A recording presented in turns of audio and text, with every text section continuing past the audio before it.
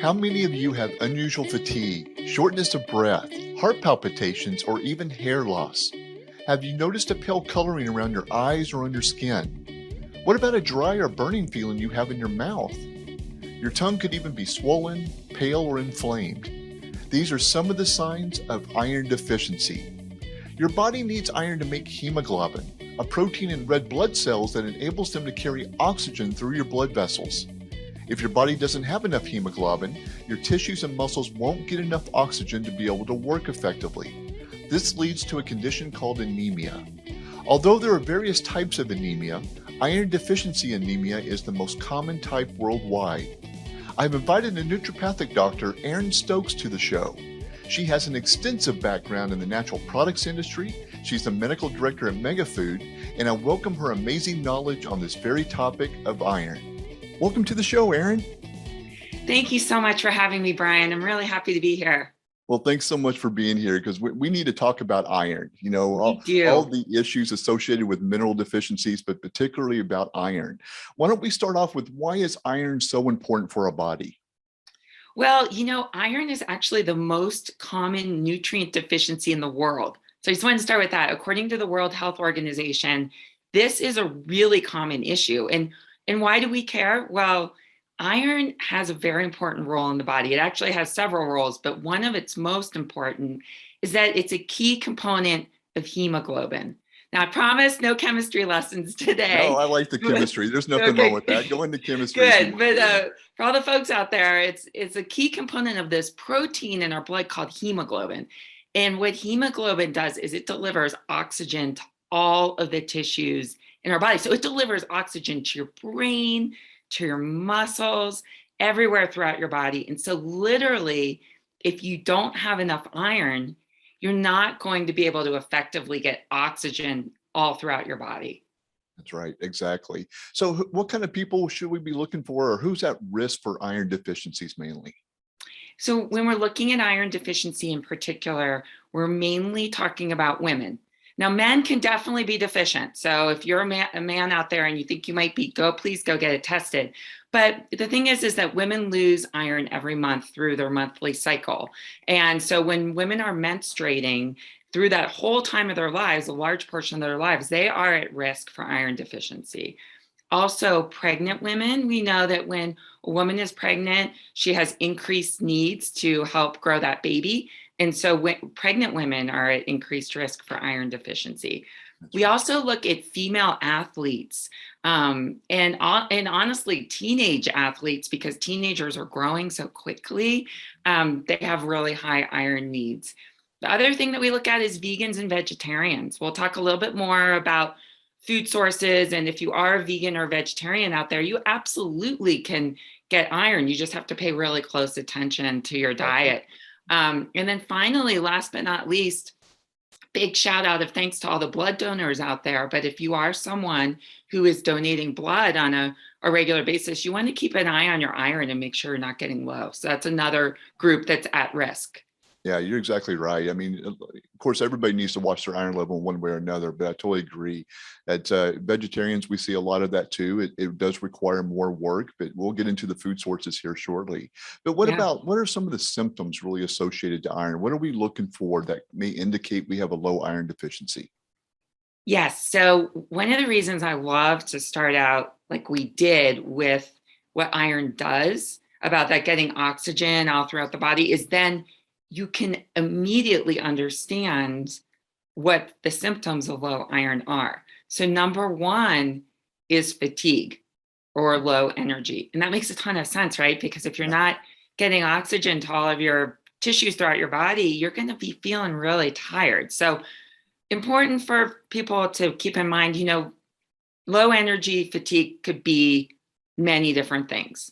So we sure aren't saying that fatigue equals low iron, but if you are having fatigue and you are in one of those risk groups, you definitely want to get your iron levels checked. So fatigue, low energy is number one. Two is cold hands and feet. You know how some people say, even in a warm place like Texas, they might say like, "Gosh, I always feel like my hands and feet are cold." And that may be low iron because, again, you're not getting that optimal blood flow and oxygen delivery.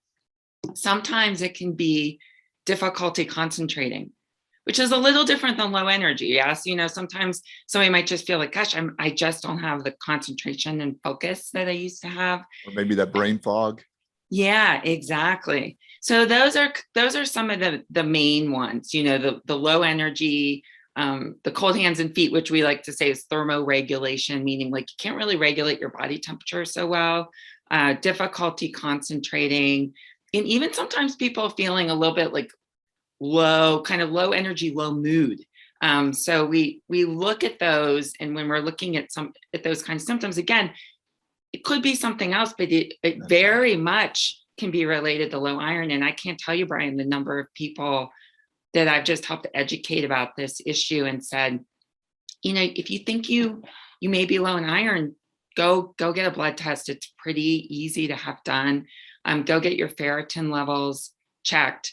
Ferritin is really important to get checked in addition to a complete blood count that your doctor will do. Ferritin really looks at your iron storage levels. So I like to really mention the ferritin piece because that really pinpoints iron deficiency. That's exactly right, Erin. I had a client a couple of weeks ago that came in with shortness of breath. So I sent her back to her doctor and said, hey, go get your levels checked and see where you're at. And all she was just iron deficient. Yes. So shortness of breath is a big issue. And I've also seen some correlation with hair loss for some women too. I know there's a lot of reasons for hair loss again too, but iron also plays an association with that because like you said, you've got to move oxygen to the tissues, right? And if you're not getting oxygen in those follicles to feed the follicle properly, it could be an issue. So something else to think about. Definitely. I think when we look at our skin, our hair, our nails, they can give a lot of clues to our overall nutrient status in general. And yeah, I just pulled up a link from the Cleveland Clinic that was talking about iron deficiency and hair loss. So that's another good one to bring up in terms of symptoms. So again, part of the reason we're so passionate about educating around this is that the fatigue and low energy can be really hard on people. And sometimes there's a really simple solution. So that's right. Really good to know about iron and its key role in the body. I know most women seem to know this, but like you mentioned before, the menstrual cycle is a big part of it. And a lot of women get tired around their menstrual cycle. And so it's always good to know, be checking your blood work and looking at your iron levels during that time to see if you're one of those people that need extra iron during that time. So I think that's a great point. Let's move into food sources. What are some of the best foods out there to really eat, that we need to get our iron levels from? What are you usually suggesting to your clients? Well, there's two different kinds of iron sources. There's what's called heme iron, and that's in animal-based food sources. So I think a lot of people think of beef, and beef is a really good source of iron. Beef, turkey, tuna, eggs, shrimp. Those are all good heme iron sources. And then there's also a vegetarian form of iron called non-heme iron. And again, no chemistry lessons here, but the reason we differentiate between those two different types of iron is that the heme iron found in animal foods is generally better absorbed than the non-heme iron. Now, that being said, if you're a vegetarian, there's vegetarian food sources like beans, lentils, tofu, cashews, and of course, leafy greens like spinach and kale. Our family, we like to have a green smoothie every morning. My husband just whipped one up earlier today. And that's one of the ways that we try to get in spinach and kale and get that to our teenage son. It's sometimes more appetizing in a smoothie than it is in a salad. But one interesting note is this is kind of a pro tip. If you're using vegetarian food sources like beans or lentils, you can boost your iron absorption by consuming vitamin C. So you can actually get C containing foods like citrus fruits or broccoli. Say you had like some beans and some broccoli. Nature works in really cool ways. And one of the things that will happen is that vitamin C will help boost that iron absorption.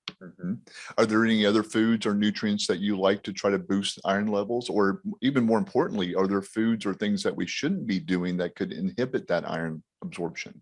Great question. Vitamin C is really the main one for helping with iron absorption. Even if you have a little bit of orange juice. That's going to be helpful. One of the things that we've learned, and particularly of interest, when people are talking with me about taking blood builder or iron supplement, is you generally don't want to take that with your morning cup of coffee or your black tea or caffeinated tea. Now I've got a cup of peppermint tea here. That would be fine because that's really different, right? But those the coffee and the black tea, well, I know that for a lot of people that's their morning boost. They can inhibit iron absorption. Exactly. That makes sense. I've heard that too, as far as coffee being a little bit of an inhibitor for some people, especially. Yeah. So just to know that I'm not telling anyone, because people get very protective around their coffee and tea rituals. We're not telling anyone. Your coffee. Yes. No, like we're not telling you to stop drinking your coffee, just saying that maybe then you'll take your blood builder supplement later in the day. Just a couple hours later, or, lunch or dinner time, just later. Yeah, 2 hours usually is sufficient for most people, right? Yeah, that makes sense. So we talked a little bit about testing, ferritin levels you mentioned. So when someone goes to the doctor, what should a client be asking their doctor to actually test for? Is iron and ferritin enough, or are there other markers we should be looking at? Great question. So generally, your doctor is going to look at your complete blood count, which will include your red blood cells, and that will look at your hemoglobin. So remember, iron's part of hemoglobin. This all kind of like starts to click. So they'll generally naturally look at your hemoglobin, hematocrit. But one of the important things is to also ask for your ferritin levels. And, we talk a lot about women being deficient, and we do generally look at women, but I have a quick story to share about my 6'3" 15-year-old son who's a big athlete and grew about 6 inches in the last year and plays basketball and soccer and lacrosse. And he's heard me talk a lot about iron deficiency, overhearing podcasts like this. And he goes, "Mom, you know what? I think I might be iron deficient." And he goes, I get a little lightheaded when I stand up quickly sometimes. And like my hands and feet are kind of like clammy. And you really don't think about like this, strapping young man is like the classic picture of iron deficiency. But lo and behold, we went to our still sees his pediatrician, right? Because he's a teenager. And I said, she's a great doctor. And Ben said, "Can we please make sure to get his ferritin levels checked?" Because my suspicion is that his hemoglobin's going to look fine, his hematocrit's going to look fine, but we think he might be iron deficient. And sure enough, he was right.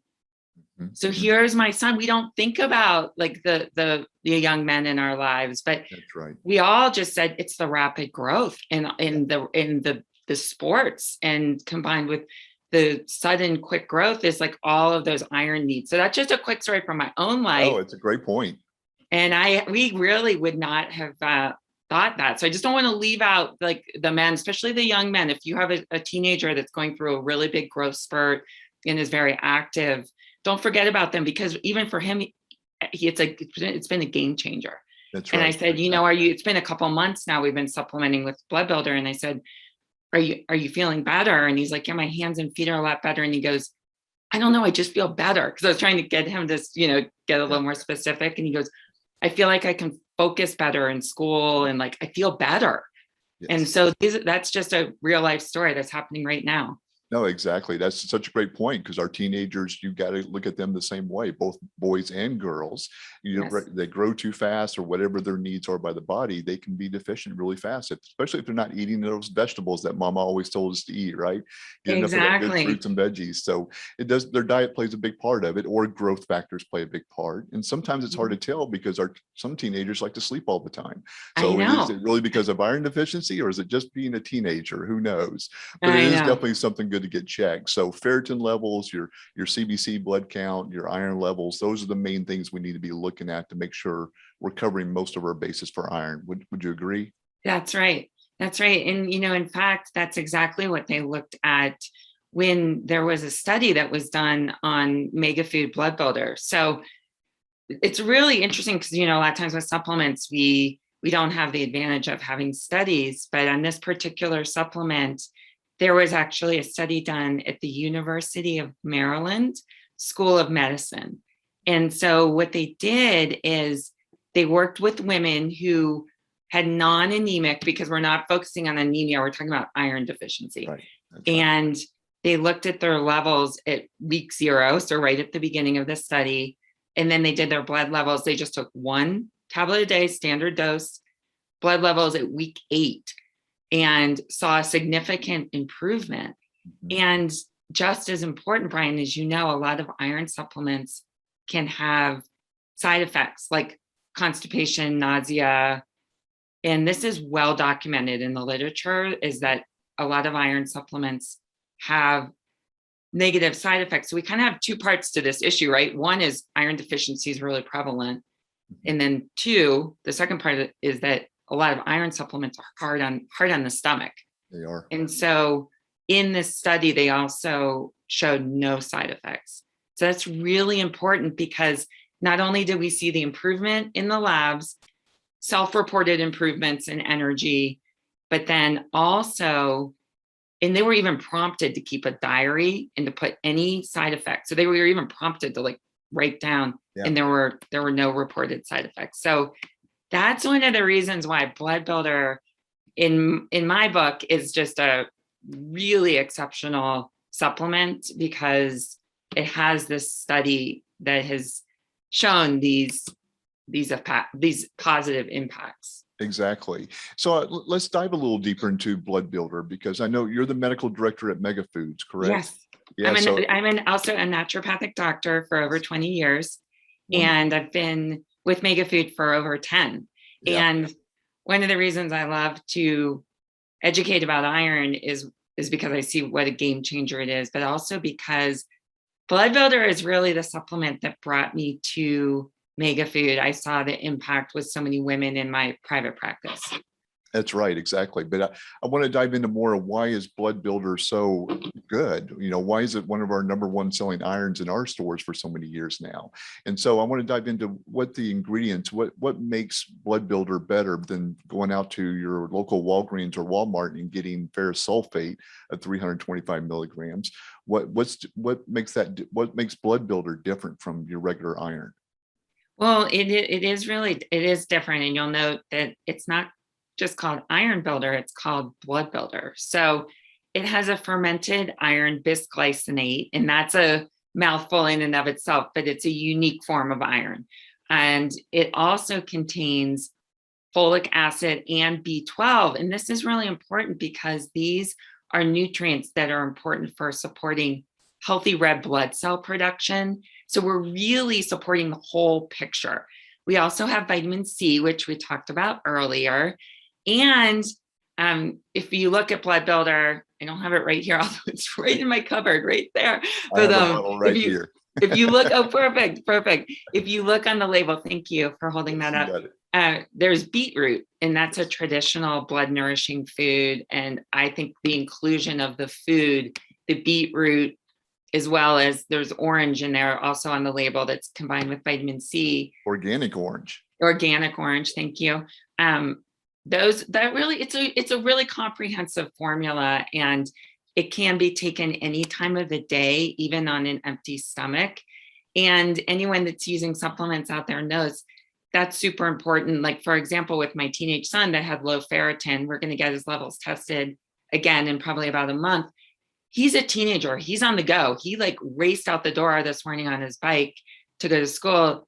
He hasn't taken his Blood Builder yet today, but I know that I can just give it to him when he walks in the door from school. I don't have to time it with a meal or figure out. And we know that people can be much more compliant with taking their supplements if they're not trying to always time it around a meal. That's right. Or in the case of Blood Builder, we're not worried so much about, like, some people would get nervous to take their iron supplement because they're like, oh gosh, now I'm going to take this and then it's not going to make me feel good and all of that. So that's kind of the game changer impact. And then having a clinical study associated with this supplement is big. Exactly. And I think the most important factor here is, like you said, it's a food supplement. So, I mean, Yes. you've done fermented, I mean, it says on the bottle, right? Fermented iron bisglycinate at 26 Yes. milligrams. So Yes. explain why fermented iron. I guess when some people look at the label, they won't understand why it's fermented. Yeah, it's really with minerals in particular. That fermentation process is a really nice way to make the more gentle for the system. And clearly we see positive impact, in the clinical study. I have to say, Bryan, before the study happened, sometimes it was a little tricky because people look at that milligram amount and they go, I don't know if this is enough, Yeah, and exactly. I could Exactly. say, well, I know hundreds and hundreds of women in particular, and some men that I've worked with. But now I can actually point to a clinical study that was done at a medical school and say this, well, it's just a unique form of iron that's clearly really effective. And like in the case of my pediatrician, she knows who I am, what I do. And she's like, okay, just give Logan, I know you've got the supplement, and we'll just test them in a few months. And and she was total faith, because it's No, it so, works. yeah, Yeah. it's a fermented mineral, just to, I guess, keep it a little more simple, that is gentle for the body. And it's That's the important. form we've been using. The supplements been around for decades, so It it's the form we've has. been using for a long time. Yeah. With all the clients that have purchased this over the years in our stores, I mean, we've never had one complaint of any nausea, any constipation, any problems with breaking down the iron. So I mean, I sort of see sometimes why the medical community still suggests that 325 milligram, because Sure. it's not necessarily a food based in a sense. So you Yeah. need a lot more to try to absorb it. But when it's from food, it's got the B12, the folate, the vitamin C, the beetroots, everything needed to help absorb iron properly. That makes a Mhm. huge impact in your body. So I Yeah. can see why this is quickly becoming the #1 seller in America for sure, as far as iron supplements go. It is. And I don't know if you all have the minis. Do you have the We do. minis? We have the minis, yes, for people who have Oh, trouble swallowing the pills. Yes. good. Well, the blood builder tablet, the original blood builder, it's not a very big tablet, but even that being said, we have total respect for the fact that some people just have a hard time swallowing tablets, and our minis have been really popular. So I just wanted to mention that the blood builder minis, same formula. So that's always a big question. Same formula that was done with the clinical study, but you just take 2 mini tablets instead of one of the original tablets. Which makes sense. Yeah. Yes. It's very easy to take. And I love that you can take it on an empty stomach, or whenever like you said, whenever needed. And so Yes. that's the beauty of this product. Erin, that's great information. I really appreciate you being here today and enlightening us a little bit more on iron deficiency issues, because it's something we all sort of need to be on the lookout for.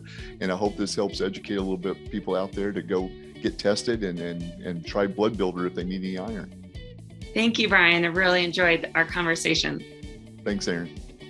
I hope you enjoyed this episode of the Healthy Approach podcast. Be sure to subscribe if you like this podcast, and help us spread the word by rating and sharing with your friends and family. If you'd like to learn more about MegaFood products, go to sunflowershoppe.com, that's shop with 2 P's and an E, or visit us at one of our 2 locations in the Dallas-Fort Worth area.